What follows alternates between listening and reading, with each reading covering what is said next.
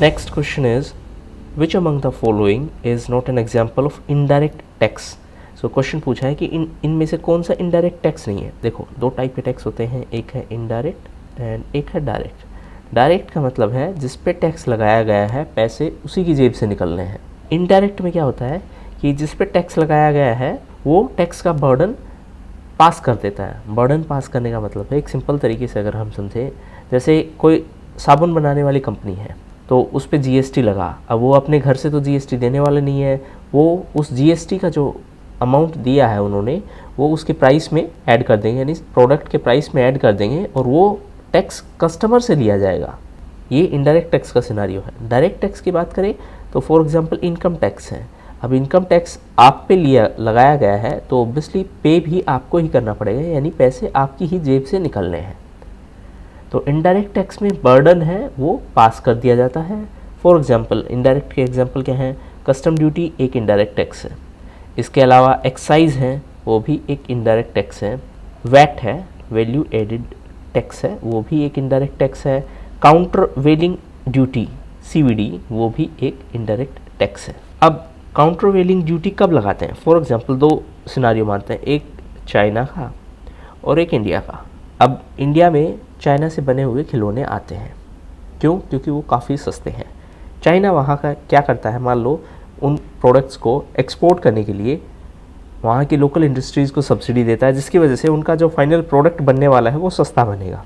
और क्योंकि वो प्रोडक्ट सस्ता है इसलिए इंडिया में भी लोग उसको इंपोर्ट करेंगे रादर देन जो यहाँ की डोमेस्टिक इंडस्ट्रीज़ हैं, यानी इंडिया की जो इंडस्ट्रीज़ हैं उनके द्वारा जो बनाया गया प्रोडक्ट है उसके कंपैरिजन में। क्योंकि इंडिया की डोमेस्टिक इंडस्ट्रीज़ हैं उनको सपोर्ट नहीं मिला, चाइना वाली को सपोर्ट मिला तो उनका प्रोडक्ट सस्ता हो गया।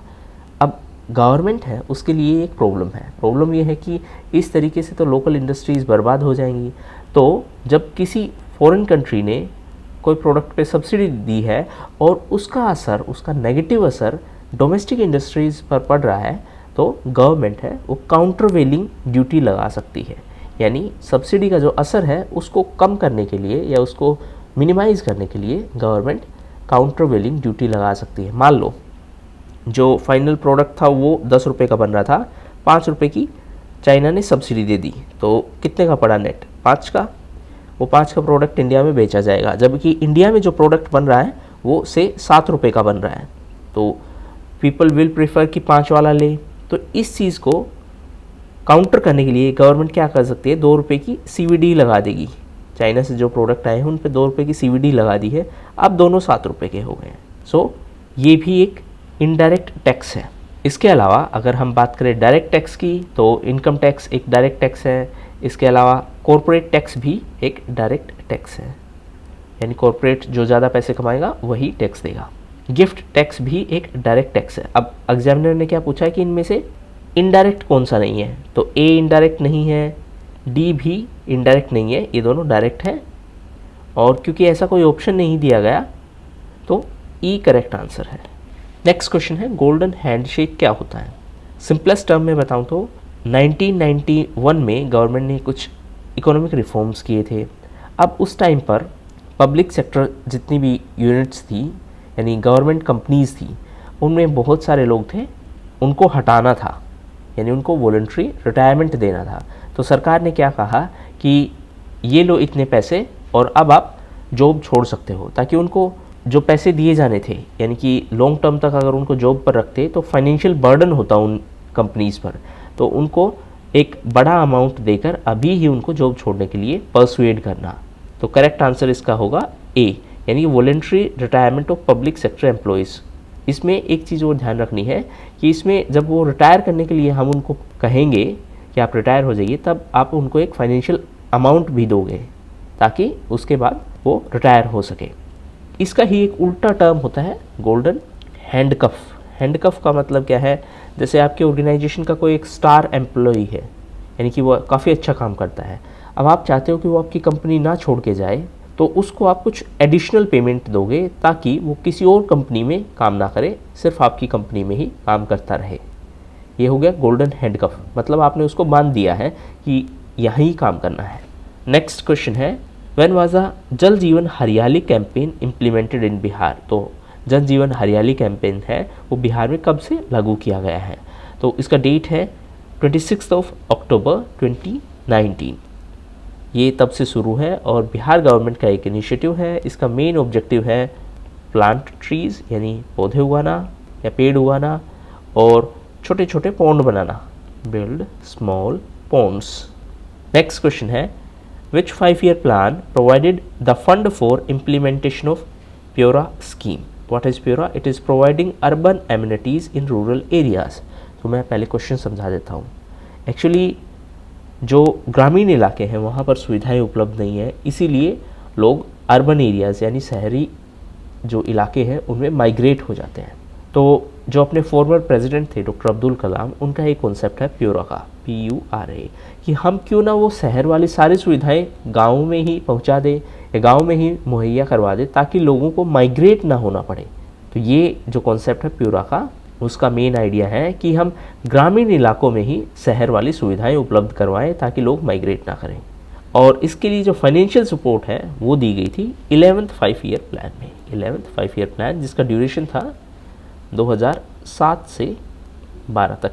11th 5-year प्लान की अगर ऑब्जेक्टिव की बात करें तो इसमें हमारा ग्रोथ का जो ऑब्जेक्टिव था 4% टारगेट था एग्री सेक्टर के लिए, देन 10% टारगेट था इंडस्ट्री के लिए एंड 9% था फॉर सर्विसेज सेक्टर।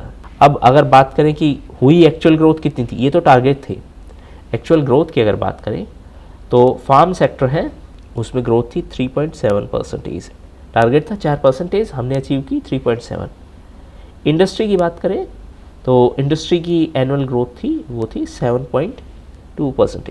इस 5-year प्लान का यानी 11th 5-year प्लान का मेन मकसद था एक तो इंक्लूसिव ग्रोथ यानी कि सबका विकास, जो सोसाइटी का सबसे पिछड़ा वर्ग है उसका भी विकास, inclusive growth. Then second was employment through education and through skill development.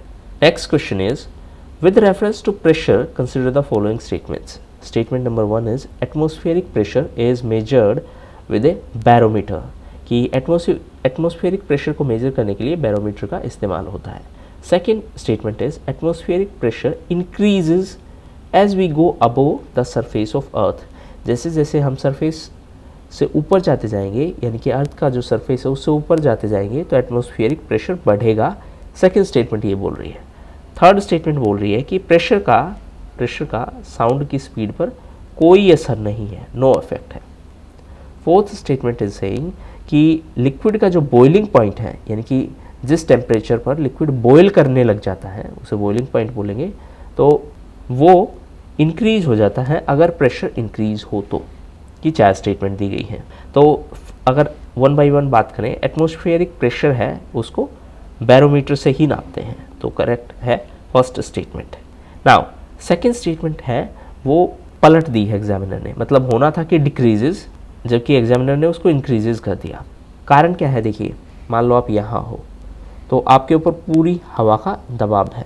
जब आप यहाँ होगे अर्थ के सरफेस से ऊपर होगे मान लो किसी पॉइंट पे, तो आपके ऊपर सिर्फ इतना दबाव होगा। तो एटमॉस्फेरिक प्रेशर है वो कम होता जाएगा जब जब हम अर्थ के सरफेस से ऊपर की तरफ जाते जाएंगे। यानी कि अगर आपसे पूछे कि एल्टीट्यूड यानी किसी हाइट पर, फॉर एग्जांपल माउंटेन है, वहाँ पर प्रेशर कम होगा या ज़्यादा एटमॉस्फेरिक प्रेशर, तो ओब्वियसली वहाँ पर कम होगा। इसीलिए ऐसे एरियाज़ में खाना पकाना भी मुश्किल हो जाता है। थर्ड स्टेटमेंट है कि pressure has no effect on the speed of sound, तो ये स्टेटमेंट है वो सही है, ये स्टेटमेंट है ये सही है। सेकंड स्टेटमेंट है वो इनकरेक्ट है। तो सेकंड वाले जितने भी ऑप्शन हैं हम उनको एलिमिनेट कर देते हैं। 1, 3 अभी तक सही है। फोर्थ क्या है, boiling point of liquid increases with increase in pressure, यानी कि अगर प्रेशर इंक्रीज होगा तो बॉइलिंग पॉइंट भी इंक्रीज होगा, ये इनका कहना है।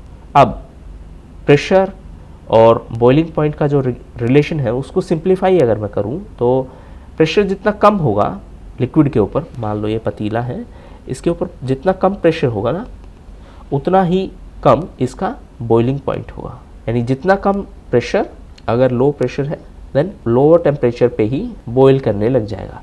सो lower the pressure of A gas above liquid, lower the temperature at which it will start boiling. So correct answer हो जाएगा इसमें सी, कि 1, 3 and 4 statement, 1 that means first, third and fourth statement correct है, सेकेंड स्टेटमेंट है वो incorrect है। Next question है, ये कन्वर्जन का क्वेश्चन है। क्वेश्चन इज सेइंग कि 70 डिग्री सेल्सियस है, उसको अगर फ़ारेनहाइट में कन्वर्ट करेंगे तो कितना होगा। सो कुछ इंपॉर्टेंट पॉइंट्स हैं वो आपको ध्यान में रखने चाहिए। एक तो सेल्सियस है and Fahrenheit are same at -40 degree. अब कन्वर्जन का अगर मैं फॉर्मूला बताऊं तो अगर सेल्सियस में दिया हुआ है और आपको उसको कन्वर्ट करना है फ़ारेनहाइट में, देन जो भी सेल्सियस में वैल्यू दी गई है उसको 1.8 से मल्टीप्लाई करो एंड जो रिजल्ट आया उसमें 32 ऐड कर दो, ये फ़ारेनहाइट में आ जाएगा। अब एक और फॉर्मूला है कि इसको केल्विन और सेल्सियस में क्या कनेक्शन है, तो केल्विन और सेल्सियस वाला फॉर्मूला और बता देता हूँ मैं, जिससे आपको आसानी रहेगी। तो डिग्री सेल्सियस में अगर आपको टेम्परेचर दिया है उसको केल्विन में कन्वर्ट करना है तो K माइनस 273.15, ये हमने डिस्कस कर लिया कि कब दोनों सेम होते हैं। अच्छा एक और चीज़ है, वाटर का जो बॉइलिंग पॉइंट है, वाटर कितने पे बॉईल करेगा, water boil at 100 degree Celsius. Freeze कितने पे होगा, water freeze that will be at 0 degree, या फिर अगर मैं फ़ारेनहाइट में बोलूँ तो 30 degree Fahrenheit. Okay, now coming back to original question. तो 70 था, इस वाले फॉर्मूला से करते हैं, 70 था उसको 1.8 से मल्टीप्लाई किया एंड देन उसमें 32 ऐड किया and it will be 158 degree Fahrenheit. That is correct answer is a. Next question is the number of electrons and neutrons in an element is 20 and 22। The mass number is, तो दो चीज़ें question में बता दी गई है, electron है 20 और neutron है 22। मास नंबर पूछा है। मास नंबर का मतलब है mass number is equals to number of protons plus neutrons. और ये जो प्रोटॉन्स और न्यूट्रॉन्स होते हैं, प्रोटॉन्स एंड न्यूट्रॉन जो कि किसी भी एटम के न्यूक्लियस में होते हैं, इनको न्यूक्लियॉन्स बोलते हैं, न्यूक्लियॉन्स। अगर एटम न्यूट्रल है, इफ न्यूट्रल, अगर एटम न्यूट्रल है, in that case protons will be equal to electrons. So हमारे पास न्यूट्रॉन्स की वैल्यू दी गई है ऑलरेडी क्वेश्चन में ही, न्यूट्रॉन्स की वैल्यू है 22। हमने क्या बताया कि अगर एटम न्यूट्रल है तो प्रोटॉन और इलेक्ट्रॉन की जो वैल्यू है वो सेम होगी। इलेक्ट्रॉन की दी हुई है 20, तो इधर 20 रखेंगे तो इधर भी 20 आएगी, यानी कि 20। तो आपको क्या करना है, दोनों को ऐड करना है, 20 प्लस 22 दैट इज़ 42, यानी 42, और ये करेक्ट आंसर है। क्या क्या है कि मास नंबर किससे होगा, Pn कर लो, प्रोटॉन एंड न्यूट्रॉन। अगर न्यूट्रल है atom then P is equals to E हो जाएगा। Next question is which among the following is known for famous mass energy equivalence equation। Equation क्या है, E is equals to mc square. So ये दी गई है by Albert Einstein. उन्होंने अपनी theory of relativity, special relativity theory में इसको हाईलाइट किया है। एक और इम्पोर्टेंट चीज़ ये है कि 1921 में अल्बर्ट आइंस्टाइन को फिज़िक्स में नोबेल प्राइज़ मिला था। और इसमें मेजर रीज़न क्या था, मतलब उसी साल क्यों दिया गया है या किस काम के लिए दिया गया, अगर ऐसा आपसे क्वेश्चन पूछे तो आप बता सकते हो। For his discovery of law of photo electric affect. Okay, next question is which of the following is a most electronegative element. Most electronegative element. अब अगर बात करें इलेक्ट्रोनेगेटिविटी क्या होती है, इलेक्ट्रोनेगेटिव क्या चीज़ होती है, देन अगर कोई एटम है, इलेक्ट्रोनेगेटिविटी एक टेंडेंसी है किसी एटम की जिसके तहत वो शेयर्ड इलेक्ट्रॉन्स को अट्रैक्ट करता है। So electronegativity is a tendency of an atom to attract shared electrons. तो इलेक्ट्रोनेगेटिविटी का मतलब है जो शेयर्ड इलेक्ट्रॉन्स हैं उनको अपनी तरफ अट्रैक्ट करता है। और वैसे तो इसको मेज़र करने के लिए मल्टीपल स्केल्स हैं, लेकिन जो मोस्ट कॉमन स्केल है जो इलेक्ट्रोनेगेटिविटी को मेज़र करने के लिए यूज़ में लिया जाता है, that is lines polling.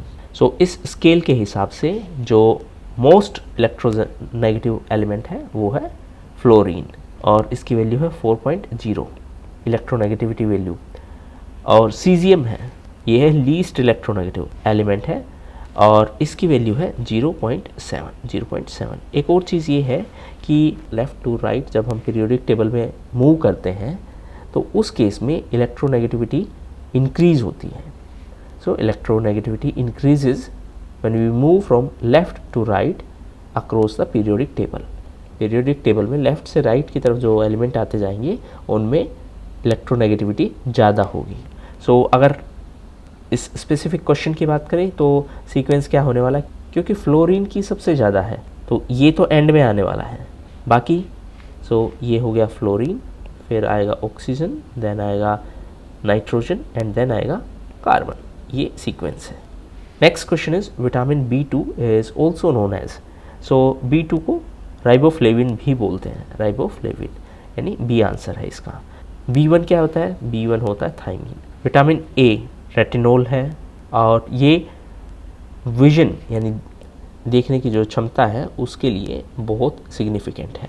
Niacin की बात करें तो ये है B3. सो B1 क्या है, थायमीन, B2 क्या है, राइबोफ्लेविन एंड B3 क्या है, नियासिन. नेक्स्ट क्वेश्चन है which of the following is an example of thermosetting plastic. Thermosetting plastic वो प्लास्टिक है जब उसको हीट किया जाता है तो वो रिजिड हो जाता है, मतलब सख्त हो जाता है, टाइट हो जाता है. सो इसका मतलब क्या है, thermosetting plastic is a polymer that become rigid when heating. और इसके एग्जाम्पल क्या क्या हैं, फॉर एग्जाम्पल बैकेलाइट या फिर ग्लेप्टल या टेरेलिन या इपॉक्सी. तो थर्मोसेटिंग प्लास्टिक वो प्लास्टिक है जब उसको हीट किया जाएगा तो रिजिड हो जाएगा. नेक्स्ट क्वेश्चन है क्लोव. क्लोव लौंग होता है, लौंग. सो लौंग जो मसालों में यूज़ किया जाता है वो वाला. सो क्वेश्चन है clove is representation of which of the following, कि क्लोव एक्चुअल में है क्या. सो क्लोव को फ्लावर के बड से लिया जाता है. सो ये जो फ्लावर का ड्राइड बड है वहाँ से लिया जाता है और इसे स्पाइसेस यानी मसालों के तौर पर इस्तेमाल किया जाता है. इसकी खुशबू है वो बड़ी शानदार होती है और खुशबू का रीजन क्या है, दैट इज़ यूजेनोल. और इसी की वजह से इसको किचन में सिर्फ खुशबू के लिए भी काम में लिया जाता है. और इसकी एंटीऑक्सीडेंट प्रॉपर्टीज़ भी हैं, एंटीऑक्सीडेंट प्रॉपर्टीज़. कई बार इसको जाड़ दांत के दर्द के टाइम पर भी यूज़ में लिया जाता है. नेक्स्ट क्वेश्चन है the point of temperature at which solid, liquid and gaseous states में स्टे टुगेदर, यानी कि सॉलिड, लिक्विड और गैस तीनों स्टेट्स हैं वो एक साथ हों, उस पॉइंट को क्या बोलते हैं, तो उस पॉइंट को बोलते हैं triple point. Simple question. Next है which of the following statement are true. पहला स्टेटमेंट है न्यूट्रॉन है वो एक पॉजिटिवली चार्ज्ड पार्टिकल है, that is neutron is a positively charged particle. Second statement है neutron is discovered by Thomson. Third है atom has a small nucleus surrounded by moving electrons. Fourth है James Chadwick discovered proton and fifth है none of the above. अब इसमें multiple time आपसे घुमा फिरा के क्वेश्चन पूछा जाता है और बच्चे कंफ्यूज हो जाते हैं, तो इसको याद करने का एक अच्छा तरीका आज देखते हैं. सबसे पहले न्यूट्रॉन की बात करते हैं. न्यू, जो शुरू में न्यू वाली साउंड आ रही है, that is similar to this new. New का मतलब नया, और इसे डिस्कवर किया था जेम्स चैडविक ने. अब जेम्स से आप कर लो जेम्स बॉन्ड वाला, न्यूट्रॉन वाले से न्यू कर लिया, न्यू बॉन्ड, यानी कि नई जेम्स बॉन्ड की एक नई फिल्म आने वाली है. सिंपल. तो न्यू होगा उसमें जेम्स होगा, जेम्स चैडविक. एक और अलग मूवी सीरीज़ है जॉन विक, उससे भी आप करेक्ट कर सकते हो कि ये एक नई मूवी आने वाली है. ठीक है. सेकंड पे अगर हम बात करें तो जो इलेक्ट्रॉन्स हैं they are discovered by J Thomson. Actually Thomson होगा. ओके. हाँ, इसको याद करने का तरीका क्या है, इलेक्ट्रॉन्स में पहला वर्ड है इलेक्ट, यानी किसी का चुनाव करना. तो आपको चुनाव किसका करना है, थॉम के सन का. इससे आपको याद रखने में दिक्कत नहीं होगी. I know it may sound illogical, लेकिन इससे आपको याद रखने में आसानी रहेगी. सो किसको इलेक्ट किया गया, थॉम के सन को. और थर्ड क्या बच गया, थर्ड बच गया प्रोटॉन्स. इसकी डिस्कवरी की थी रदरफोर्ड ने. इसका सिंपल तरीका क्या है कि आप फोर्ड की कार में प्रोटीन लेने गए, प्रोटॉन को कर लो प्रोटीन, फोर्ड की कार में प्रोटीन लेने गए. Simple. Okay. Now coming back to question. So neutron है that was discovered by James Chadwick, electron by Thomson and proton by Rutherford. अब इनके चार्ज की अगर बात करें तो प्रोटॉन है वो पॉजिटिवली चार्ज्ड है, इलेक्ट्रॉन्स है वो नेगेटिवली चार्ज्ड है, एंड न्यूट्रॉन्स है, न्यूट्रॉन्स वो नो चार्ज है, नो चार्ज या न्यूट्रल बोल देंगे. Next question is which of the following is not true regarding shunt. So shunt actually है क्या, शंट का मतलब है, एक और इम्पोर्टेंट चीज़ लास्ट वाले क्वेश्चन में क्या है कि इसका आंसर है ये करेक्ट होगा, क्योंकि पहला स्टेटमेंट क्या है, neutron is positively charge, neutron is not positively charge, it is neutral, so ये गलत हो गया। Second is electron was discovered by Thomson, neutron was by James Chadwick, so ये भी गलत हो गया। तीसरा स्टेटमेंट एक बार पहले आगे के दो और कर लेते हैं। तीसरा यानी चौथा स्टेटमेंट है जेम्स चैडविक ने प्रोटॉन किया, अगेन चैडविक ने क्या किया था, न्यूट्रॉन किया था, तो ये भी गलत है। एंड अब आते हैं सी पे, तो option C is atom has a small nucleus surrounded by moving electrons, electrons हैं वो न्यूक्लियस के अराउंड चक्कर काटते हैं, ये स्टेटमेंट है और ये करेक्ट स्टेटमेंट है। Next coming back to shunt, तो शंट का मतलब है ये एक डिवाइस है जो नॉर्मल चीज़ देखते हैं, मान लीजिए ये पॉइंट ए है, ये पॉइंट बी है, अब आपको ए से बी जाने के लिए ये रास्ता है, लेकिन अगेन एक इजी एग्जांपल के थ्रू बताता हूँ। यहाँ पे अगर एक डॉग है और आपको डॉग से डर लगता है, देन आप इधर वाले रास्ते से जाओगे। ऐसे ही शंट का काम क्या है, एक लो रेजिस्टेंस तैयार करना। Shunt is a device that create a low resistance path for electric current, यानी इलेक्ट्रिक करंट है उसके लिए रेजिस्टेंस क्रिएट करना, अवरोध क्रिएट करना, ताकि वो दूसरे वाले सर्किट से जाए, करंट दूसरे वाले सर्किट से जाए, ये शंट का काम है। तो हमने यहाँ पे क्या देखा, लो रेजिस्टेंस है, तो पहला स्टेटमेंट तो ऑटोमेटिकली गलत होगा क्योंकि इसमें दिया गया है हाई रेजिस्टेंस। अब दो और चीज़ें इसमें क्वेश्चन में मेंशन्ड हैं, उनको डिस्कस करते हैं। एक है गैल्वेनोमीटर, तो गैल्वेनोमीटर का मेन काम है स्मॉल इलेक्ट्रिक करंट को मेज़र करना। दूसरी तरफ एक और डिवाइस है एमीटर, एमीटर का काम क्या है, एमीटर भी सर्किट में करंट को मेज़र करता है, measure current in circuit, measure current in circuit. एक इम्पॉर्टेंट चीज़ ये है कि एमीटर है वो बोथ एसी एंड डीसी दोनों को मेज़र करता है, यानी अल्टरनेट करंट और डायरेक्ट करंट, जबकि गैल्वेनोमीटर है वो सिर्फ डायरेक्ट करंट को मेज़र करता है। और अगर हमें गैल्वेनोमीटर से एमीटर करना है कन्वर्ट, G to A करना है, तो उसके लिए एक शंट लगाया जाता है। शंट का मतलब है लो रेजिस्टेंस सिस्टम लगाया जाता है parallel to galvanometer. So statement number B भी सही है एंड सी भी सही है। Statement number A is incorrect क्योंकि यहाँ पे हाई दिया हुआ है, तो करेक्ट आंसर आपका हो जाएगा ई, क्योंकि दो से ज़्यादा सही है। Next question is which of the following has pH value less than 7, 7 से नीचे pH है किसकी। तो pH की अगर बात करें तो अगर 7 है इसका मतलब है न्यूट्रल, लेस देन 7 है, लेस देन 7 है, देन इसका मतलब है एसिडिक नेचर होगा, और मोर देन 7 है, मोर देन 7 है तो उसका मतलब है बेस नेचर है। अब जिनका एसिडिक नेचर है वो लिटमस को turn litmus blue to red, यानी पहले लिटमस ब्लू था उससे रेड। जिनका pH 7 से ज़्यादा है वो क्या करेंगे, वो रेड टू ब्लू करेंगे, red to blue, litmus paper है उसको रेड से ब्लू कर देंगे। जिनका 7 है वो न्यूट्रल है और उनमें कोई कलर चेंज नहीं दिखेगा। अब back to question. So question में ये पूछा है कि इनमें से एसिडिक नेचर किस किस का है। एक्चुअली एक तो एसिडिक सॉल्यूशन ही बता दिया, यानी एक तो ये होने वाला है। बेसिक सॉल्यूशन है, बेसिक सॉल्यूशन नहीं होगा हमारे आंसर में क्योंकि बेस के लिए pH होनी चाहिए 7 से ज़्यादा, न्यूट्रल के लिए pH होनी चाहिए 7, तो ये भी नहीं आएगा, ये भी नहीं आएगा। अब विनेगर है वो एक एसिडिक नेचर का होता है और विनेगर का जो pH है वो 2 से 3 होता है। विनेगर को हिंदी में बोलते हैं सिरका। Next question is which of the following atom और atoms contain only 1 proton, and options दिए हैं nitrogen, protium, helium, oxygen. Protium है वो हाइड्रोजन का एक आइसोटोप है, आइसोटोप ऑफ हाइड्रोजन। हाइड्रोजन की अगर बात करें तो ये डाई एटॉमिक नेचर का है, डाई एटॉमिक नेचर का है, यानी कि इसके 2 एटम एक साथ होंगे, इसीलिए हमेशा हाइड्रोजन को H2 की फॉर्म में लिखते हैं। अब आइसोटोप्स की बात करें हाइड्रोजन के तो 3 हैं, प्रोटियम, ड्यूटेरियम एंड ट्रिटियम। इनमें अगर न्यूट्रॉन्स की बात करें तो इसमें है 0 न्यूट्रॉन, इसमें है 1, इसमें है 2। प्रोटॉन्स की अगर बात करें तो इसमें भी 1 है, इसमें भी 1 है, इसमें भी 1 है, so B is your correct answer. Next question है intensity of light is measured in. So light की जो इंटेंसिटी है उसकी SI यूनिट है कैंडला, और जो इंस्ट्रूमेंट लाइट की इंटेंसिटी मेज़र करता है उसका नाम है फोटोमीटर। ये लाइट की इंटेंसिटी को मेज़र करने वाला इंस्ट्रूमेंट है। सो क्वेश्चन अच्छे से पढ़ें, आपसे इंस्ट्रूमेंट पूछा गया है या एसआई यूनिट पूछी गई है। जूल की बात करें तो ये एनर्जी की यूनिट है, केल्विन टेम्परेचर की है, न्यूटन फोर्स की यूनिट है।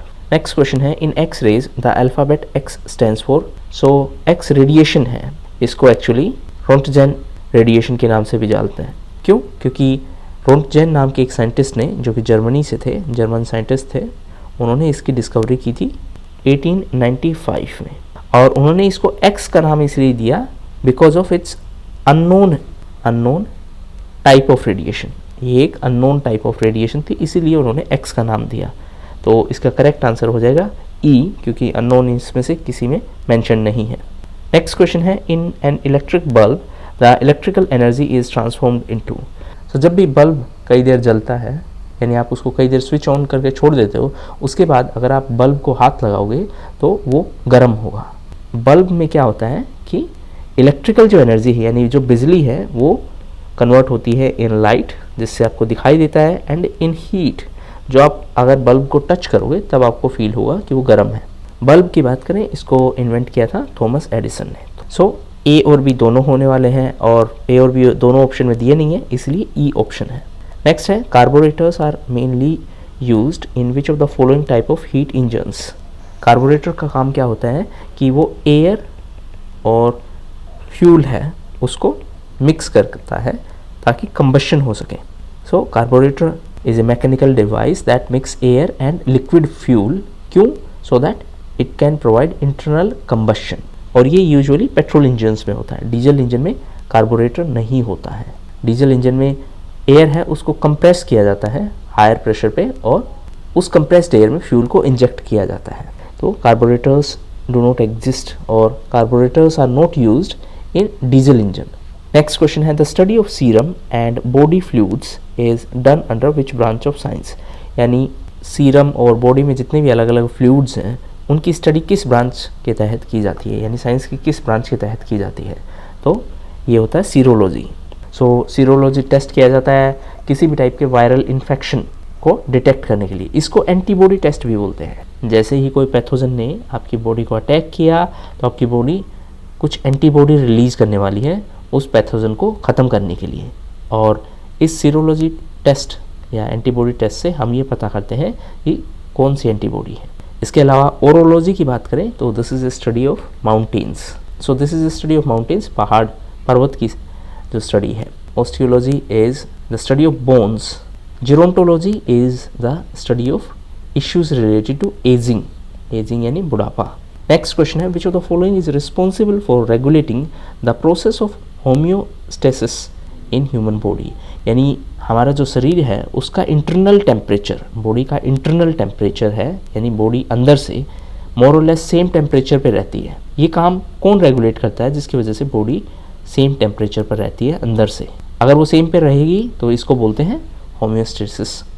और ये काम किसका है? ये काम है हाइपोथैलेमस का। सो ये ह्यूमन ब्रेन में होती है, और इसका मेन काम है बॉडी के अंदर होम्योस्टेसिस को रेगुलेट करना। नेक्स्ट क्वेश्चन है, which of the following is not true for sound waves. Sound wave की बात करें तो साउंड वेव एक मैकेनिकल वेव है and they are longitudinal in nature. तो ये तो ट्रू है, लेकिन क्वेश्चन पूछ रहा है नॉट ट्रू। सो अगर साउंड वेव की बात करें तो दे आर लॉन्गिट्यूडिनल, और sound wave can have the medium of solid, liquid और गैस। सो सॉलिड मीडियम होगा, उसमें वो सबसे ज़्यादा स्पीड से चलेगी। सॉलिड मीडियम में साउंड की जो स्पीड है वो सबसे ज़्यादा होने वाली है, उसके बाद लिक्विड की, और सबसे कम होने वाली है इन गैसियस फेज। सो सी को हम डायरेक्टली एलिमिनेट कर सकते हैं, सी नहीं होने वाला है।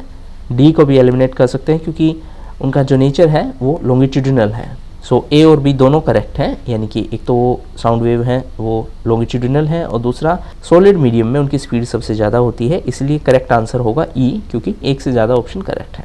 नेक्स्ट क्वेश्चन है, consider the following statement, coal, petroleum and natural gas are fossil fuels.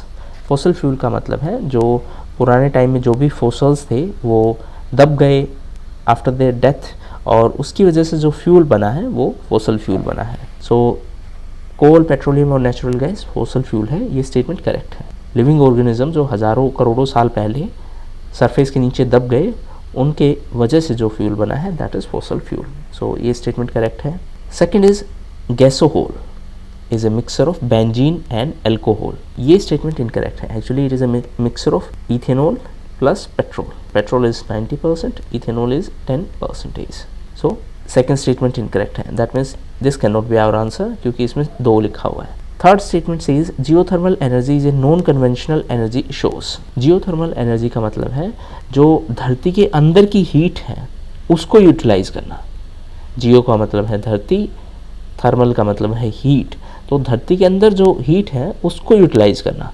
Conventional sources वो हैं जिनको हम सदियों से यूज़ करते आ रहे हैं, लेकिन ये वाला सोर्स है ये नॉन कन्वेंशनल है क्योंकि ये अभी के टाइम में यूज़ करने लगे हैं। So third statement is also correct.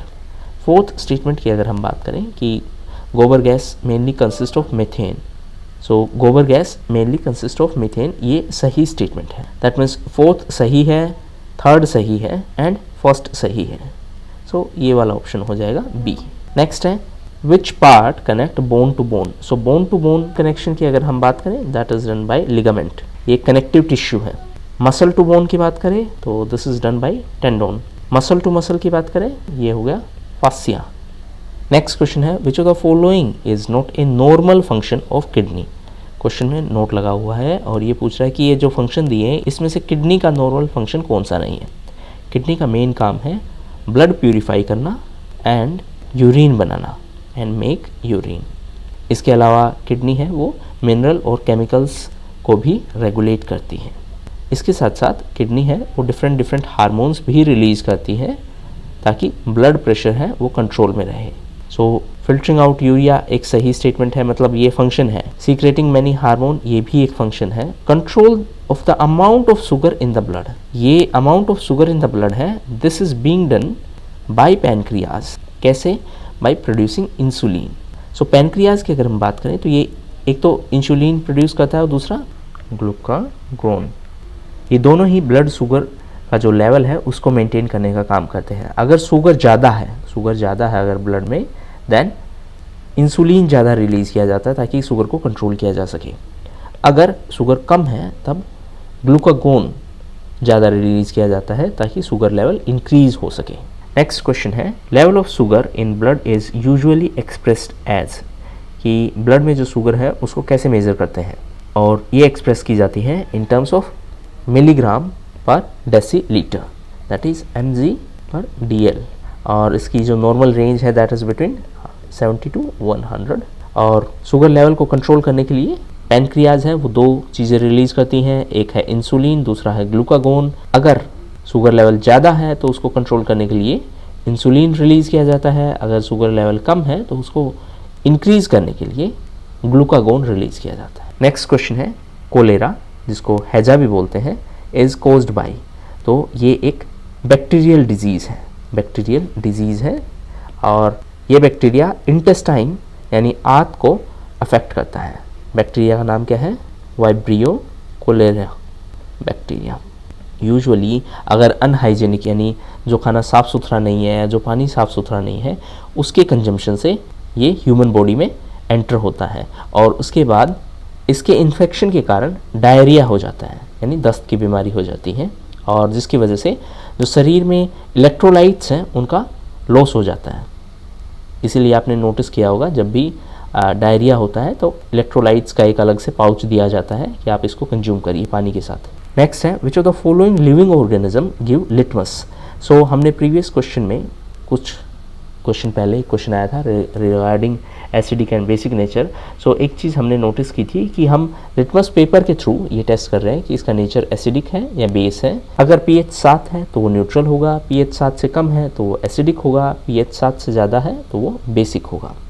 और जो लिटमस पेपर है that is extracted from lichens. So lichens से वो एक्सट्रैक्ट किया जाता है। लाइकन्स की बात करें तो they are good indicator of air pollution, मतलब जहाँ एयर पोल्यूशन होगा वहाँ लाइकन्स नहीं मिलेंगे। इसके अलावा SO2 सल्फर डाइऑक्साइड है, जहाँ भी सल्फर डाइऑक्साइड की कॉन्सेंट्रेशन ज़्यादा होगी उस केस में लाइकन्स मर जाएंगे, यानी कि उस एरिया में वो नहीं मिलेंगे। नेक्स्ट क्वेश्चन है the best source of vitamin A is, vitamin A का बेस्ट सोर्स क्या है? तो best source in given options में है कैरेट। उसके अलावा मल्टीपल चीज़ें जैसे एग हो गया, मिल्क, पपाया, स्वीट पोटैटो, ये सब सोर्स है विटामिन ए की। अगर विटामिन ए की कमी होगी then there is a problem of night blindness. ये प्रॉब्लम हो सकती है कि रात में दिखेगा नहीं सही से, night blindness. Next question is which of the following is the largest island in terms of area. So different द्वीप का नाम दिया गया है और क्वेश्चन है कि इसमें सबसे बड़ा किसका एरिया है। सो अगर लार्जेस्ट आइलैंड्स की बात करें तो ग्रीनलैंड सबसे बड़ा आइलैंड है, then New Guinea, then Borneo, then Madagascar and 5th पे है बफिन आइलैंड, देन सुमात्रा 6th पे है, 7th पे है होन्सू। अब क्योंकि लिस्ट में ग्रीनलैंड का नाम नहीं दिया गया है तो सेकंड लार्जेस्ट कौन सा हुआ, न्यू ग्वाना, और ये करेक्ट आंसर होगा। नेक्स्ट क्वेश्चन है union territory of India with highest sex ratio as per 2011 census.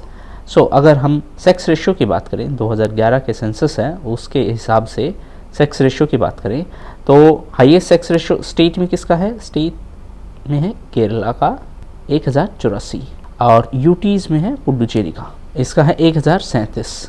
Lowest किसका है स्टेट्स में, लोएस्ट है हरियाणा का 877 और यूनियन टेरिटरीज में लोएस्ट था दमन एंड दीव का। अब क्वेश्चन में पूछा है हाईएस्ट सेक्स रेशियो, वो भी यूनियन टेरिटरीज में, तो आंसर है Puducherry, that is C is correct answer. Next है Puerto Rico is a part of which of the following countries. So Puerto Rico एक कैरिबियन आइलैंड है और अनइनकॉर्पोरेटेड टेरिटरी ऑफ यूएस का हिस्सा है। अगर ज्योग्राफिकल लोकेशन की बात देखें तो ये है पोर्तो रिको, ये है अटलांटिक ओशन, ये है पैसिफिक ओशन एंड पोर्तो रिको की जो कैपिटल है वो है सान जुआन। नेक्स्ट क्वेश्चन है which of the following statement is correct. Statement number A is large part of northern plain is made up of new alluvial soil which is called khadar. तो ये स्टेटमेंट सही है या नहीं है, एग्जामिनर ने पूछा है। अब यहाँ पे एग्जामिनर ने एक चीज़ ट्विस्ट कर दी है कि नॉर्दर्न प्लेन है उनका लार्जेस्ट पार्ट है that is made up of older, not new, older alluvial soil. Statement number 2 is Patkai Bum is not a part of Himalayan mountain system. Again ये स्टेटमेंट था सिंपल कि Patkai Bum is a part of Himalayan mountain system, examiner ने उसको negative statement बना दिया, is not. अब generally trend क्या होता है, कहीं पे आपको ये वाली बात नहीं लिखी हुई मिलेगी कि इज नॉट ए पार्ट, क्योंकि ऐसे तो किस किस का पार्ट नहीं होगा, वो सब लिखना बड़ा मुश्किल हो जाएगा। इससे बेटर है सिर्फ इतना लिख दो कि ये इसका पार्ट है। तो एग्जामिनर क्या करता है, करेक्ट वाली स्टेटमेंट है यानी जो सही वाली स्टेटमेंट है उसी को उठा के उसको नेगेटिव स्टेटमेंट बना देता है। तो सेकंड भी इनकरेक्ट है। थर्ड है Lushai Hills are part of Purvanchal mountain range. Lushai Hills are part of Purvanchal mountain range, ये करेक्ट स्टेटमेंट है। नेक्स्ट है Loktak Lake is located in Nagaland and it is famous for Phumdi. So it is famous for Phumdi, but the name of state is incorrect and correct is Manipur. Loktak Lake is in Manipur and Loktak Lake is a freshwater lake. Freshwater lake. So correct answer is C. Next question is identify the correct sequence from the point of view of increase in forest cover in 2021 as compared to 2019. सी Forest Survey of India है वो हर 2 साल के बाद forest data release करता है। 2019 में किया, फिर 2021 में। अब क्वेश्चन ये पूछ रहा है कि 2019 के कंपैरिजन में 2021 में सबसे ज़्यादा फॉरेस्ट कवर किस स्टेट में बढ़ा and so on. So correct answer है वो इस सीक्वेंस में होना चाहिए आपका। सबसे ज़्यादा बढ़ा है आंध्र प्रदेश में, फिर तेलंगाना में, फिर ओडिशा में, फिर कर्नाटका एंड फिर झारखंड। सो ये 5 स्टेट हैं, ये टॉप मोस्ट स्टेट हैं जिनमें फॉरेस्ट कवर इंक्रीज हुआ है if we compare the forest cover of 2021 with 2019. So ये सीक्वेंस ऐसे दे रखी है, आंध्र प्रदेश, फिर तेलंगाना, फिर ओडिशा, फिर कर्नाटक। इसी में एरो का निशान अलग डायरेक्शन में हो जाएगा तो एग्जामिनर और ट्विस्ट कर सकता है इसी स्टेटमेंट को। नेक्स्ट क्वेश्चन है which of the following is और are not salt water lakes of India. तो अगर इंडिया की साल्ट वाटर फेमस जो साल्ट वाटर लेक्स हैं उनकी बात करें तो एक है शांभर लेक, ये कहाँ है, ये राजस्थान में है। एक है लोनार लेक, ये महाराष्ट्र में है। एक पेंगोंग सो लेक, ये लद्दाख में है। एक पुलिकट लेक, ये आंध्र प्रदेश और तमिलनाडु का जो स्टेट बॉर्डर है उसके पास है। और एक है चिल्का लेक, ये है ओडिशा में। लोकतक लेक की बात करें जो कि डी ऑप्शन है, क्योंकि बाकी हमने सब मेंशन कर दिया। सांभर राजस्थान में है, पुलिकट लेक जो कि आंध्र प्रदेश और तमिलनाडु के बॉर्डर पर है, पेंगोंग सो लेक वो भी एक साल्ट वाटर लेक है और ये लद्दाख में सिचुएटेड है। लोकतक लेक एक फ्रेश वाटर लेक है and it is situated in north east. ये हमने लास्ट वाले क्वेश्चन में कवर भी किया था। अब एक इम्पोर्टेंट चीज़ ये है कि जो केबुल लमजाओ नेशनल पार्क है वो भी इससे एसोसिएटेड है और ये दुनिया का अकेला फ्लोटिंग नेशनल पार्क है। और यहाँ की जो वेजिटेशन है उसको बोलते हैं फुमदी। फुमदी क्या है? ये फ्लोटिंग वेजिटेशन है, यानी छोटे छोटे आइलैंड के टाइप का बना हुआ है और वो पानी में तैरते रहते हैं। नेक्स्ट है करकटगढ़। करकटगढ़ वाटरफॉल है, वो बिहार के किस डिस्ट्रिक्ट में स्थित है? सो करेक्ट आंसर इज कैमूर। ये कैमूर डिस्ट्रिक्ट में है और टू बी स्पेसिफिक ये कैमूर वाइल्ड लाइफ एरिया में सिचुएटेड है। और ये कहाँ है? ये करमनासा रिवर पर है और यहाँ पर क्रोकोडाइल यानी मगरमच्छ अच्छी खासी संख्या में पाए जाते हैं। नेक्स्ट है Namdapha national park is situated in which state? So Namdapha national park है वो अरुणाचल प्रदेश में सिचुएटेड है। एक और नेशनल पार्क अरुणाचल प्रदेश में सिचुएटेड है जिसका नाम है मोलिंग नेशनल पार्क। नामदापा की अगर बात करें तो ये इंटरनेशनल बॉर्डर है इंडिया एंड म्यांमार का, उस पर सिचुएटेड है। एक्चुअली 4 स्टेट है वो म्यांमार से बॉर्डर बाउंड्री शेयर करते हैं। इंडिया के 4 स्टेट हैं, Arunachal Pradesh, Nagaland, Manipur and Mizoram. Next question है which of the following state is the largest producer of uranium in India? यानी इंडिया में यूरेनियम का सबसे ज़्यादा प्रोडक्शन कौन सा स्टेट करता है? सो 2022 के डेटा के हिसाब से टॉप पोजीशन पर हैं Andhra Pradesh, then Jharkhand and then Karnataka. इसके अलावा कुछ और फेमस यूरेनियम माइंस भी हैं जो एग्जामिनर आपसे पूछ सकता है। फॉर एग्जाम्पल एक तो है जादूगुड़ा माइन, ये है झारखंड में। इसके अलावा एक माइन है तुम्मालपल्ले, ये माइन है यूरेनियम माइन है, ये आंध्र प्रदेश में है। और एक है डोमिया सियाट माइन है, ये है मेघालय में। जो तुम्मालपल्ले वाला माइन है that is considered as one of largest uranium reserve in world. ठीक है, अगर वर्ल्ड की बात करें वर्ल्ड में सबसे ज़्यादा प्रोड्यूस कौन करता है तो हाईएस्ट प्रोड्यूसर है Kazakhstan, then Canada, then Australia. Next question है the Dharwad rocks are mainly found in, कि जो धारवाड़ चट्टाने हैं वो कहाँ पाई जाती हैं मेनली, एंड आपको डिस्ट्रिक्ट का नाम दिया गया है। सो अगर धारवाड़ की बात करें तो ये साउथ ईस्ट रीजन में पाई जाती हैं, बिहार के साउथ ईस्ट रीजन में, यानी कि बिहार के डिस्ट्रिक्ट जैसे मुंगेर, जमुई और नवादा में पाई जाती हैं। बिहार के साउथ वेस्ट पार्ट में विंध्यन रॉक पाई जाती है, विंध्यन रॉक। और जो हिमालयन तराई रीजन है बिहार का उसमें पाई जाती हैं टर्सरी रॉक्स। तो इसका आंसर होगा, क्योंकि मल्टीपल डिस्ट्रिक्ट्स में ये पाई गई है, मुंगेर में भी, जमुई में भी, तो आंसर होगा बिहार के जो डिस्ट्रिक्ट्स की अभी हमने बात की थी, तो ये है जमुई डिस्ट्रिक्ट, ये है नवादा डिस्ट्रिक्ट और ये है मुंगेर डिस्ट्रिक्ट, ये है कैमूर डिस्ट्रिक्ट। सो यहाँ पर यानी ये साउथ वेस्ट पार्ट है बिहार का, यहाँ पर विंध्यन रॉक्स पाई जाते हैं, विंध्यन। नेक्स्ट क्वेश्चन है with reference to Bihar consider the following statements. Statement number 1 is the extent of mountainous soil in Bihar is called Bhabar region. Second statement है most of the Bihar is covered with loamy soil. Third statement है Piedmont swamp soil is found in West Champaran district of Bihar, and fourth is Purnia is not suitable for jute cultivation. Again, आप जैसे ही statement को negative बनाया गया है आपको वहीं पे अलर्ट हो जाना है कि चांसेस हैं ये पॉजिटिव स्टेटमेंट हो। हालांकि ये चीज़ ध्यान में रखिए कि ये कोई फिक्स रूल नहीं है, लेकिन प्रोबेबिलिटी ज़्यादातर ये होती है कि वो पॉजिटिव स्टेटमेंट था और एग्जामिनर ने उसको पलट दिया है। तो फोर्थ स्टेटमेंट में ये बोल रहे हैं कि Purnia is not suitable for jute cultivation. Actually ये इनकरेक्ट स्टेटमेंट है। Purnia is the largest jute producing district of Bihar. Piedmont soil की अगर बात करें तो ये पाई जाती है वेस्ट चंपारण डिस्ट्रिक्ट है, वेस्ट चंपारण जो डिस्ट्रिक्ट है उसके नॉर्थ वेस्ट वाले हिस्से में, ये है वेस्ट चंपारण डिस्ट्रिक्ट। अब इसमें नॉर्थ वेस्ट वाला जो हिस्सा है ये वाला हिस्सा है नॉर्थ वेस्ट। तो यहाँ पर पीडमोंट मार्शी सोयल पाई जाती है। तो ये स्टेटमेंट करेक्ट है, फोर्थ स्टेटमेंट इनकरेक्ट है। तो अगर फोर्थ इनकरेक्ट है तो ये दोनों आंसर एलिमिनेट हो गए। थर्ड स्टेटमेंट करेक्ट है। सेकंड स्टेटमेंट भी करेक्ट है कि most of the Bihar is covered with loamy soil, so ये भी करेक्ट है। अब आते हैं फर्स्ट स्टेटमेंट पर कि extent of mountainous soil in Bihar is called Bhabar region. So दक्षिण भाबर रीजन है वो वेस्ट टू ईस्ट एक्सटेंड होता है और लगभग 7 डिस्ट्रिक्ट्स में ये रीजन है। तो करेक्ट आंसर हो गया, ये भी सही है, यानी कि 1, 2, 3। नेक्स्ट क्वेश्चन है Mechi is a tributary of which river. So Mechi river है वो नेपाल एंड इंडिया के बीच फ्लो करती है और ये महानंदा रिवर की एक ट्रिब्यूटरी है और ये महानंदा रिवर को किशनगंज डिस्ट्रिक्ट में जोड़ती है। तो किशनगंज डिस्ट्रिक्ट के अगर ज्योग्राफिकल लोकेशन देखें तो ये किशनगंज डिस्ट्रिक्ट है। तो इसका करेक्ट आंसर होगा सी, महानंदा। नेक्स्ट क्वेश्चन है which of the following statement is correct. So first statement है mushroom rock is a topography formed due to wind erosion in desert reason.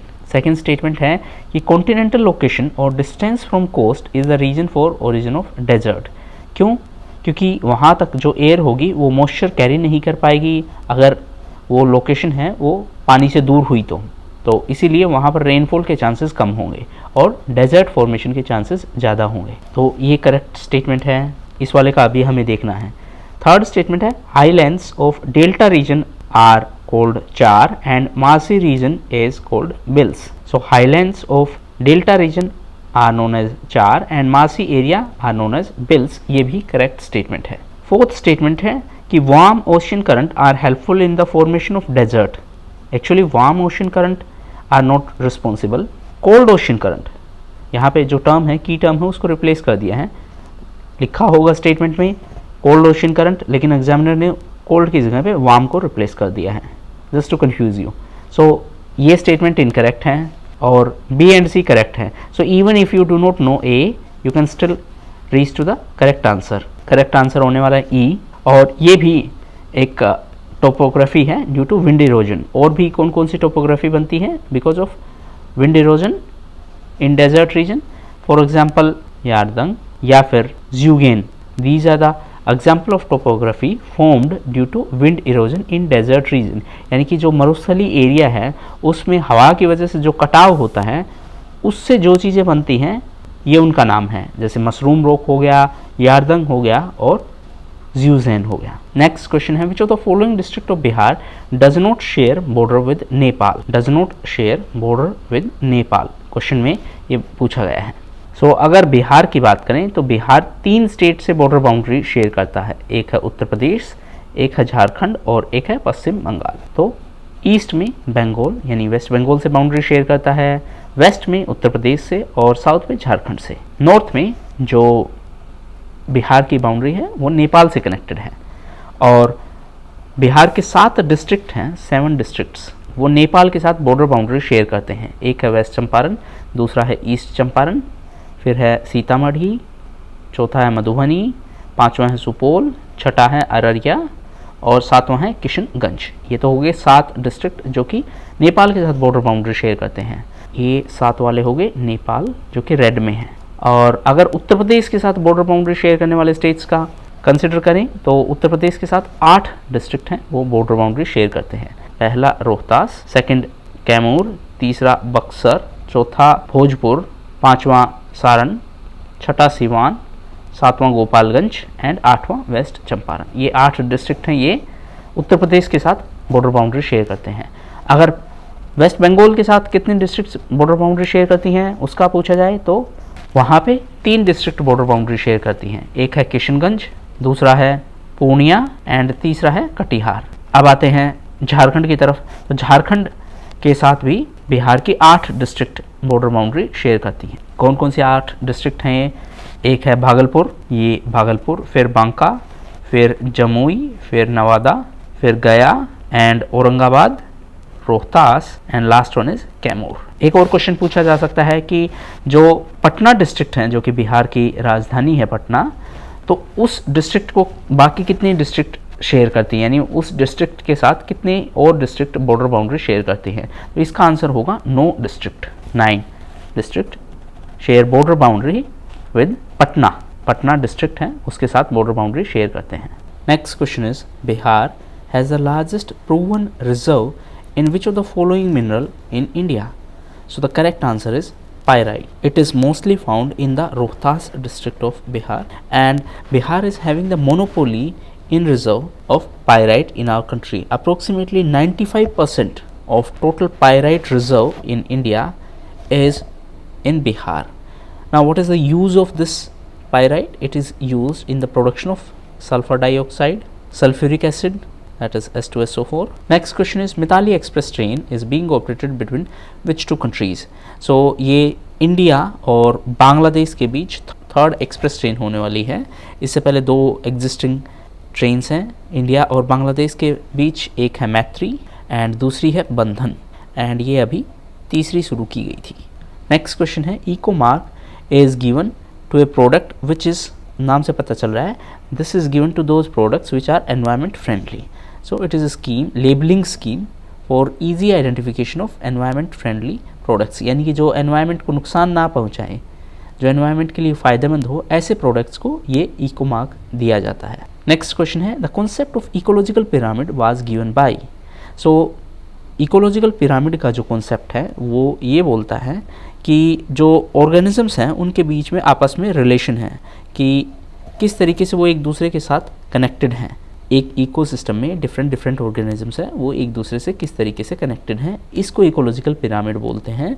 और इसका जो कॉन्सेप्ट है ये दिया था चार्ल्स एल्टन ने, क्योंकि उनका लास्ट सरनेम है एल्टन, इसीलिए इस चीज़ को एल्टोनियन पिरामिड भी बोल देते हैं. इसके अलावा अगर रेमंड लिंडमैन की बात करें तो इन्होंने 10% एनर्जी ट्रांसफ़र का एक रूल दिया था कि एक जो इकोलॉजिकल लेवल है उससे नेक्स्ट लेवल पर सिर्फ 10% एनर्जी ही ट्रांसफ़र होती है, बाकी है वो उसी लेवल पर कंज्यूम हो जाती हैं. तो इसको एफिशिएंसी रूल भी बोलते हैं फूड चेन में. अगर बात करें कि ये टर्म इकोसिस्टम किसने दी, तो ये टर्म है बाय टेंसले. टेंसले ने ये टर्म कॉइन की थी. नेक्स्ट क्वेश्चन है with state government announced the launch of MEDISEP scheme, जिसके तहत मेडिकल इंश्योरेंस दी जाएगी स्टेट गवर्नमेंट एम्प्लॉयज़ को, पेंशनर्स को और उनकी फैमिली को, और ये 1 जुलाई 2022 से लागू की गई है. तो ये स्कीम है, ये केरला गवर्नमेंट ने शुरू की है और इसके तहत कैशलेस मेडिकल इंश्योरेंस की सुविधा दी जाएगी और इसको इम्प्लीमेंट किया जाएगा with the help of oriental insurance company. Next question है where has the national food laboratory of FSSAI been inaugurated recently in Bihar. So recently Bihar में ये रक्सौल में इनोग्रेट की गई थी. FSSAI की बात करें तो ये है food safety and standards authority of India. Actually है क्या, बिहार और नेपाल का बॉर्डर है, इधर नेपाल है इधर बिहार है. तो नेपाल से जो सामान आता है, जो इम्पोर्टेड सामान है खाने पीने का, उसको टेस्ट करने के लिए टाइम लगता था. अभी रक्सौल में ये इसीलिए सेटअप किया गया है ताकि अगर नेपाल से कुछ भी इम्पोर्टेड फूड आइटम आए तो उनकी जल्दी से जल्दी टेस्टिंग की जा सके, किसी भी तरीके की उनमें मिलावट ना हो. नेक्स्ट क्वेश्चन है what is the rate of tax on any income arising from the transfer of virtual digital asset. So जो 2022 का बजट था उसमें union finance minister Nirmala Sitharaman ने ये अनाउंसमेंट की थी कि जो वर्चुअल डिजिटल एसेट हैं, for example crypto currency and all that, तो वहाँ पर आपकी जो इनकम है उसका 30% है वो आपको टैक्स पे करना पड़ेगा. So correct answer is 30%. Next question है recently national MSME award was given for the best performance in MSME sector. और क्वेश्चन में पूछा गया है कि इसमें बिहार की रैंकिंग क्या है. पहली बात, MSME का मतलब है micro small and medium enterprises. तो बिहार का जो इंडस्ट्रियल डिपार्टमेंट है उसको ये अवार्ड मिला है. और MSME सेक्टर की अगर बात करें, मतलब ये जो परफॉर्मेंस की बात करें, तो इस सेक्टर में टॉप पोजीशन पर रहा है उड़ीसा, बिहार सेकंड पर है एंड हरियाणा थर्ड पोजीशन पर है. ये रैंकिंग MSME सेक्टर में परफॉर्मेंस के आधार पर दी गई है. नेक्स्ट है the largest jute and natural fibre park of country is going to be commissioned in which district of Bihar. So ये सबसे बड़ा जूट और नेचुरल फाइबर पार्क है, ये बिहार के पूर्णिया डिस्ट्रिक्ट में होने वाला है. इसको जो फाइनेंशियल सपोर्ट मिलेगी वो सफूर्ती प्रोजेक्ट के तहत मिलेगी. आंसर है पूर्णिया. नेक्स्ट है who has been appointed as the chief executive officer of NITI Aayog after Amitabh Kant. So Amitabh Kant जो कि नीति आयोग के CEO थे, अब उनके प्लेस पर नए CEO अपॉइंट किए गए हैं और वो हैं परमेश्वरन अय्यर. नीति आयोग की बात करें तो ये एक एग्जीक्यूटिव बॉडी है, ये प्लानिंग कमीशन का सक्सेसर है. यानी पहले प्लानिंग कमीशन होता था, बाद में उसे डिसमेंटल करके नीति आयोग बना दिया गया. नेक्स्ट क्वेश्चन है what is the rank of Bihar in India innovation index 2021.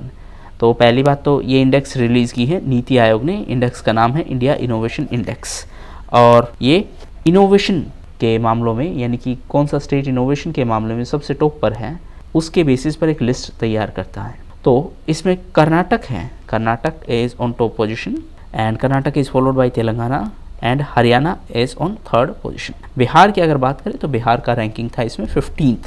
Next है which of the following city has been covered under PM Gati Shakti Yojana for development of multi model connectivity hub, यानी इंफ्रास्ट्रक्चर को बढ़ावा देने के लिए जो मल्टी मॉडल कनेक्टिविटी हब बनाए जा रहे हैं वो बिहार के किस किस सिटी में होंगे।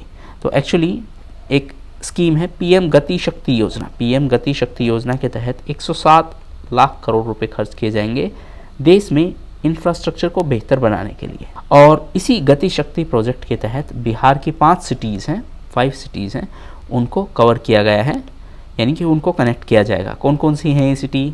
पटना है एक, भागलपुर है, then Hajipur, then Katihar and Buxar. 5वीं सिटी है बक्सर। सो गया इसमें कवर्ड नहीं है। Next question is who was the first women जज ऑफ अनडिवाइडेड बिहार। सो अगर आपसे पूछा जाए कि अनडिवाइडेड बिहार यानी कि जिस टाइम पे बिहार अलग अलग नहीं हुआ था उस टाइम पर पहली महिला जज कौन थी, तो 1990 में इंदु प्रभा सिंह पहली महिला जज बनी थी पटना हाई कोर्ट में। फर्स्ट वुमेन जज ऑफ पटना हाई कोर्ट। अगर आपसे पूछा जाए कि पहली महिला जज कौन थी जो पटना हाई कोर्ट से सुप्रीम कोर्ट में जस्टिस बनी, तो उनका नाम होगा जस्टिस ज्ञान सुधा मिश्रा। ये तो हो गया जो पटना हाई कोर्ट से पहली बार यानी पहली महिला बनी थी सुप्रीम कोर्ट में एक जस्टिस। इसके अलावा अगर आपसे पूछा जाए कि लोअर कोर्ट से पटना हाई कोर्ट में जज बनने वाली पहली महिला कौन थी, तो उनका नाम होगा जस्टिस रेखा कुमारी। एक और इम्पोर्टेंट चीज़ ये है कि अंजना प्रकाश हैं, वो पहली सीनियर एडवोकेट हैं जिन्होंने पटना हाई कोर्ट में प्रैक्टिस की। नेक्स्ट क्वेश्चन है in which category Bihar has been placed in the startup ranking of the states. So recently startup ranking release की गई थी स्टेट वाइज और उसमें 5 कैटेगरी बना दी। एक है नंबर 1 पे है बेस्ट परफॉर्मर, नंबर 2 पे है टॉप परफॉर्मर, नंबर 3 पे है लीडर्स, 4 पे है एस्पायरिंग लीडर्स एंड नंबर 5 पे है एमर्जिंग स्टार्टअप्स। सो बिहार इस कैटेगरी में यानी 5th कैटेगरी में है एमर्जिंग स्टार्टअप इकोसिस्टम। बिहार के अलावा आंध्र प्रदेश, मिजोरम एंड लद्दाख इस कैटेगरी में है। नेक्स्ट क्वेश्चन है which of the following countries hosted the United nation ocean conference 2022। सो अगर बात करें यूनाइटेड नेशन ओशन कॉन्फ्रेंस की तो इसको होस्ट करवाने के लिए पुर्तगाल और केन्या ने कोलैबोरेट किया था। पुर्तगाल और केन्या ऑप्शन नहीं दिया गया है, then obviously C is the correct answer. Capital of Portugal is Lisbon. Next question है Ayurveda festival has been organised by the ministry of AYUSH in Bihar at. So Bihar में जो Ayurveda festival ministry of AYUSH ने आयोजित करवाया था वो कहाँ आयोजित करवाया था? सो आंसर है नालंदा में कन्वेंशन सेंटर में आयोजित करवाया गया था और इसके लिए आयुष मिनिस्ट्री ने बिहार गवर्नमेंट के साथ कोलैबोरेशन किया था। नेक्स्ट क्वेश्चन है who among the following is known as moon man of India. So moon man of India की अगर हम बात करें तो उनका नाम होगा माइलस्वामी अन्नादुराई। इनको popularly moon man of India के नाम से जानते हैं। और जो चंद्रयान 1 प्रोजेक्ट था जिसके तहत हमने मून मिशन भेजा था वो इस प्रोजेक्ट के डायरेक्टर थे। इसके अलावा अगर आपसे पूछा जाए मिसाइल मैन कौन है तो मिसाइल मैन है डॉक्टर APJ अब्दुल कलाम। और आपसे पूछा जाए रॉकेट मैन कौन है तो रॉकेट मैन है former ISRO chairperson doctor K Sivan, rocket man. Next question है what was the nickname of special operation to bring out the Indians trapped in Ukraine. So Ukraine और रशिया का जब conflict शुरू हुआ तो काफ़ी इंडियंस यूक्रेन में ट्रैप हो गए थे। उनको अलग अलग प्लेसेस से रेस्क्यू करके वापस इंडिया लाने का जो मिशन था उसका नाम था ऑपरेशन गंगा। सो इससे क्वेश्चन पूछा जा सकता है कि उस मिशन का नाम क्या था? नाम था ऑपरेशन गंगा। नेक्स्ट क्वेश्चन है who has been appointed as 49th chief justice of India recently. So हाल ही में 49वें चीफ जस्टिस कौन बने हैं? सो ये बने हैं जस्टिस उदय उमेश ललित। ये कुछ थोड़े टाइम के लिए ही चीफ जस्टिस रहेंगे, बाद में इनकी एज होने के कारण इनको रिटायर होना पड़ेगा। उनके बाद नेक्स्ट जो बनेंगे वो बनेंगे जस्टिस चंद्रचूड़। एक्चुअली जो सुप्रीम कोर्ट के चीफ जस्टिस का काम है यानी कि किस तरीके से उनको सेलेक्ट किया जाता है, उनको सेलेक्ट किया जाता है कॉलेजियम सिस्टम के थ्रू। और जनरली जो सीनियर मोस्ट जज होते हैं उनको यानी उनका नाम रेफ़र किया जाता है। हालांकि ये केस हमेशा से ऐसा नहीं है, कुछ एक्सेप्शंस भी रहे हैं, बट एग्ज़ाम के लिए हमें ये ध्यान में रखना है। तो जो जस्टिस चंद्रचूड़ होंगे, जस्टिस DY चंद्रचूड़, वो अगले 2 साल तक इसी पोस्ट पर रहेंगे, यानी कि चीफ जस्टिस ऑफ इंडिया के तौर पर रहेंगे। नेक्स्ट क्वेश्चन है, the Indian film writing with fire nominated for Oscar awards has been directed by. So India की तरफ से एक फिल्म नॉमिनेट की गई थी ऑस्कर अवार्ड्स के लिए। फिल्म का नाम था राइटिंग विद फायर, और इस फिल्म को डायरेक्ट किया था रिंतु थॉमस एंड सुष्मित घोष। तो क्योंकि एक से ज़्यादा आंसर हैं तो ई करेक्ट आंसर होगा। अब ये जो फिल्म है ये खबर लहरिया नाम के एक न्यूज़पेपर पे आधारित है।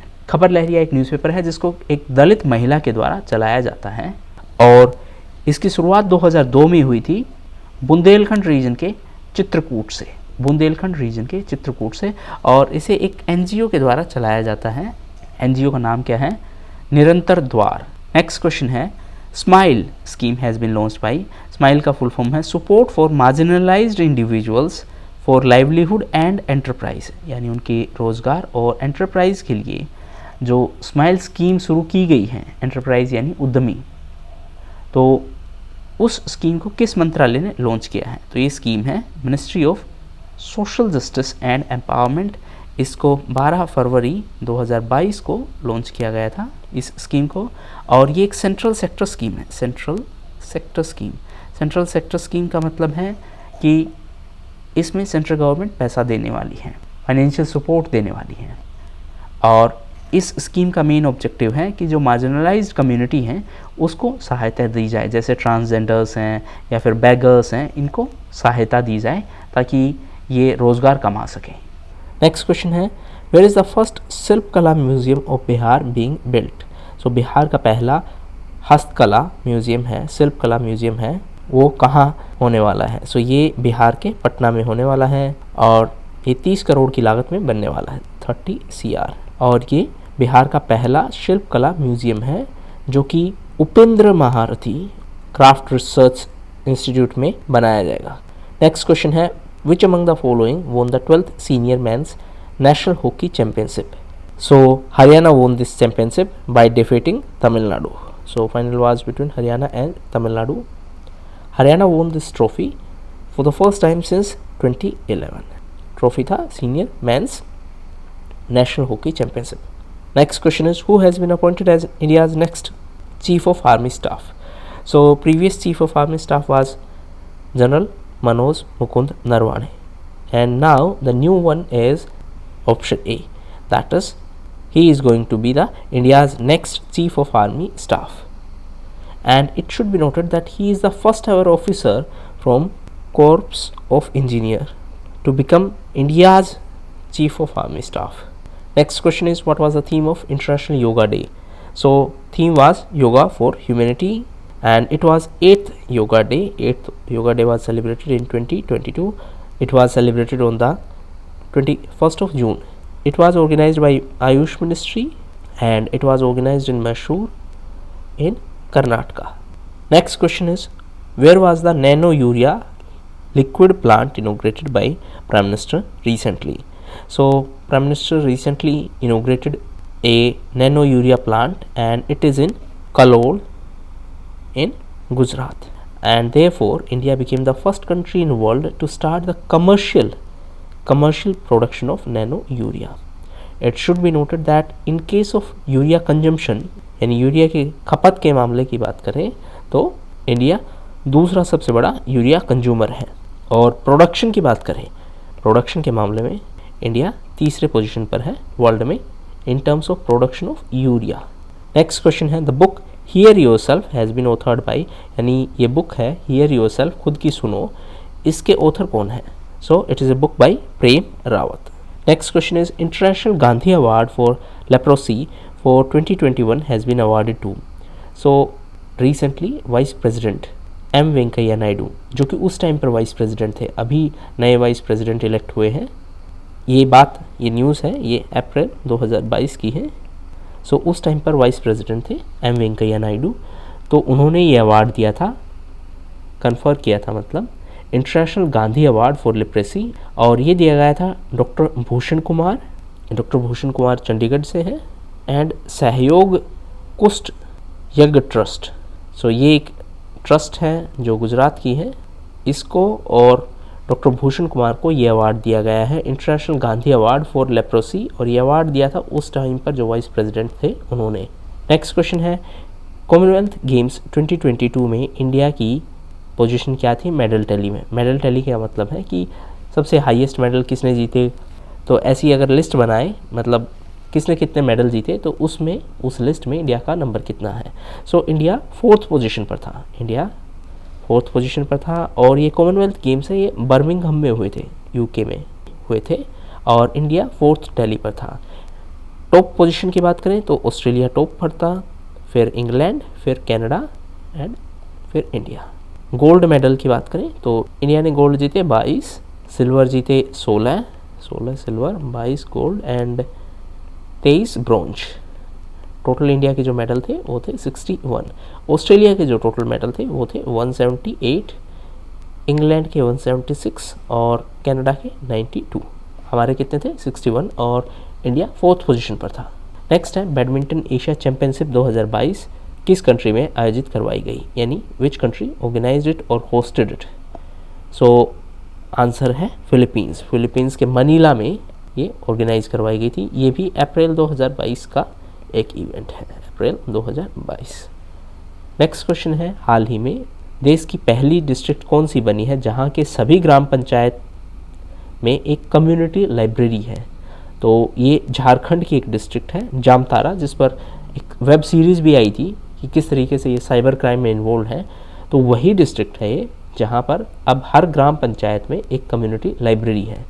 सो जामतारा डिस्ट्रिक्ट में टोटल 118 ग्राम पंचायत हैं जिनमें ये कम्युनिटी लाइब्रेरी है, और ऐसा फैसिलिटी सिर्फ जामतारा डिस्ट्रिक्ट में है, इंडिया के किसी और डिस्ट्रिक्ट में नहीं है कि हर ग्राम पंचायत में एक कम्युनिटी लाइब्रेरी हो। नेक्स्ट क्वेश्चन है, where will be the 15th men's hockey world cup 2023 be held, यानी जो मेंस हॉकी वर्ल्ड कप है 15th नंबर का, वो कहाँ ऑर्गेनाइज करवाया जाएगा 2023 में। सो ये इंडिया में ऑर्गेनाइज करवाया जाएगा, और इंडिया में भुवनेश्वर एंड राउरकेला में ये ऑर्गेनाइज करवाया जाएगा। राउरकेला, भुवनेश्वर में जो स्टेडियम है वो है कलिंग स्टेडियम में ये ऑर्गेनाइज करवाया जाएगा, और राउरकेला में ये है बीजू पटनायक स्टेडियम। ये जनवरी 2023 में ऑर्गेनाइज करवाया जाएगा। नेक्स्ट क्वेश्चन है, which Indian city has been recognised as Tree City of World 2021 by United Nations. So actually Mumbai has been recognized as Tree City, और इसको रिकॉग्नाइज कौन करता है, UN, यूनाइटेड नेशंस का एक ऑर्गेनाइजेशन है, फूड एंड एग्रीकल्चर ऑर्गेनाइजेशन, जिसका headquarters है रोम में, रोम इटली में है। UNFAO यानी food and agriculture organisation plus arbor day foundation. So recently Mumbai इसके लिए सेलेक्ट किया गया था। मुंबई भारत का दूसरा ऐसा शहर है जो इसके लिए सेलेक्ट किया गया था। इससे पहले हैदराबाद सेलेक्ट किया गया था, और हैदराबाद को बैक टू बैक 2 साल के लिए सेलेक्ट किया गया था। जनरली ये उन शहरों को सेलेक्ट किया जाता है जहाँ पर पेड़ पौधे ज़्यादा उगाए जाए या एनवायरनमेंट से रिलेटेड स्टेप लिए जाएँ, जैसा कि नाम है tree city of the world. So ज़्यादा पेड़ उगाए जाए।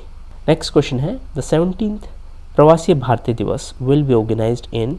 सो ये ऑर्गेनाइज किया जाएगा इंदौर में, जो कि मध्य प्रदेश में है। प्रवासी भारतीय दिवस है वो 9 जनवरी को मनाया जाता है, क्योंकि इस दिन गांधी जी साउथ अफ्रीका से इंडिया वापस आए थे। सो हर साल ये 9 जनवरी को मनाया जाता है। 2023 में ये इंदौर में मनाया जाएगा, जो कि मध्य प्रदेश में है, और ये 17th एडिशन होगा। Thank you.